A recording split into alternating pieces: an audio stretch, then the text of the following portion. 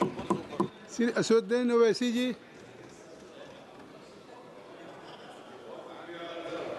मोहतरम चेयरमैन साहब, जय भीम। सर यहाँ नहीं रहा है। जय जवाहर।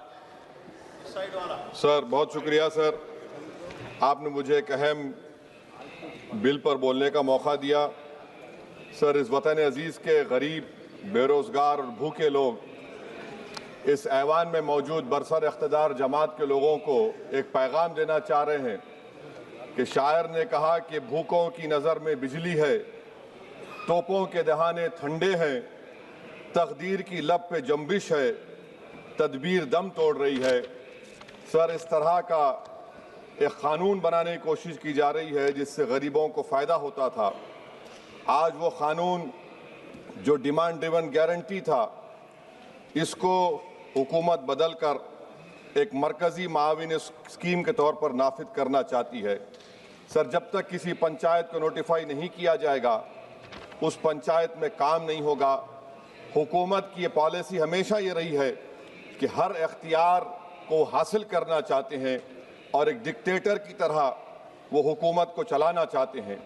सर आप बताइए, मरकज़ी हुकूमत ये कैसे फैसला करेगी कि एक डिमांड ड्रिवन गारंटी को आप रियासत को बोलेंगे नॉर्मेटिव एलोकेशन कर दिया जाएगा, और अगर कोई रियासत उससे ज़्यादा अखराजात करती है तो फिर उनको उसका बोझ उठाना पड़ेगा। मुतालिबा पर मबनी गारंटी को एक सप्लाई डिमांड प्रोग्राम पर तब्दील किया जा रहा है। सर साल में 60 दिन ब्लैकआउट होगा, किसी को काम नहीं मिलेगा। इस ब्लैकआउट के 60 दिन के ब्लैकआउट से ख़वातीन को और जिनके पास ज़मीन नहीं है, लैंडलेस लोगों को बहुत बड़ा नुकसान होगा। ये क़ानून अगर बनेगा तो ज़मींदार खुशियाँ मनाएंगे और गरीब उस ज़मींदार के रहमो करम पर रहेगा। सर आप बताइए, 90% जिसमें इजरत, मटीरियल लागत और इंतज़ामी अखराजात मरकज़ी हुकूमत को बर्दाश्त करना पड़ता था, आज 90 से 60% कर दिया गया और 40% रियासती हुकूमत पर यह बोझ डाल दिया गया। मकसद एक ही है कि उस कानून को कत्ल कर दिया जाए, ख़त्म कर दिया जाए। कौन सी ऐसी भारत में रियासत है जिसके पास पैसे है, बताइए आप। मार्च के महीने में हर रियासत अपना बजट बनाएगी, कौन सी रियासत के पास पैसा है? तो ये मालूम हो रहा है कि सरकार गरीबों के खिलाफ है, गुर्बत का खात्मा नहीं करना चाहती। सर आधार और डिजिटल निज़ाम, आप जानते हैं कि मजदूर की उंगलियों के निशानात नहीं मिलते क्योंकि वो गरीब इतनी मेहनत करता है कि उसके निशान मिट जाते हैं। तो बायोमेट्रिक ऑथेंटिकेशन की बात होती है।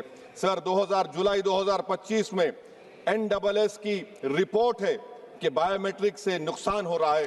तो सर मैं इस स्कीम के और इस कानून के खिलाफ हूँ और मैं अपनी बात को ख़त्म करता हूँ कि किसी शायर ने अच्छा कहा था कि जिस खेत से दहकान को मैसर ना हो रोसी, इस खेत के गोशे गंदम को जला दो।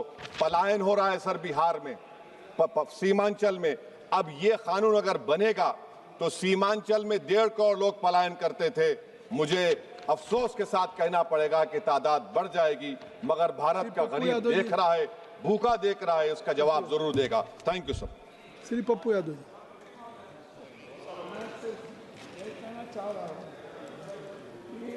ये जो बिल है, ये मैक सर माइक दीजिए। आप ये जो बिल है, ये बिल माइक ऑटोमेटिक है, इसको खत्म नहीं किया गया, इसकी हत्या कर दी गई। आप